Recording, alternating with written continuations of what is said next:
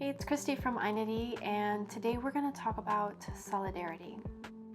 In response to the shooting of Jacob Blake, as you most likely already know, the Milwaukee Bucks did a strike, and it is a strike where you withhold your labor.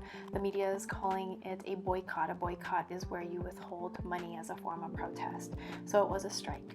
However, the other playoff games were then postponed, and then teams from other leagues, the MLB, the MLS, the WNBA, tennis player Naomi Osaka, also acted in solidarity with the Bucks. And I say simply because it just didn't feel right. When you stand in solidarity with others, you are standing up for something based on a common set of principles. So here, the players were peacefully protesting against police brutality, systemic racism, and overt racism. And I hate that I have to emphasize the word peacefully as if protests are inherently violent, but I digress. This is what solidarity does. Solidarity gives hope. And I think you can agree with me right now when I say that one of our lifelines right now is hope. It is what is getting us through. Solidarity displays unity with those who are already a part of the fight. And in a sense, it's like saying, not only do we hear you and see you, but we are in this together. And on a soul level, solidarity lifts some of that weight off of people who have been personally affected by something. I also want to say that solidarity takes a lot of courage, because when you stand up for something, there are those who will stand with you, and there are always those who won't. And so I can only imagine the outrage with the players, like, oh my God, just play sports. This isn't even your place. And what do they have to complain about? They make millions of dollars and so forth.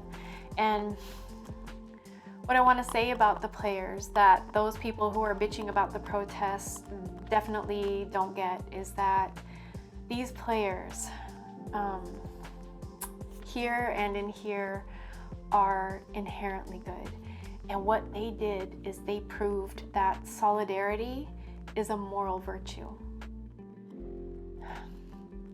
The players understood that we are in this moment in time, and it is a moment that brings to question our humanity and our purpose and our identity. And a couple of videos ago, I talked about amplifying your identity, and it's because it brings to question who you associate with.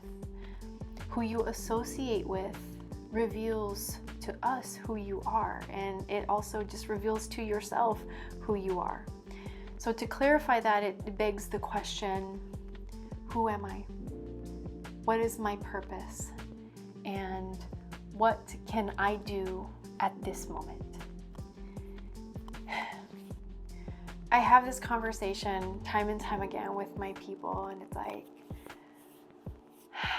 how do people not see what is happening, like right in front of us? Like, how do they not see what's going on? Like, how do they not see and feel the hate that is out there that we are pointing out?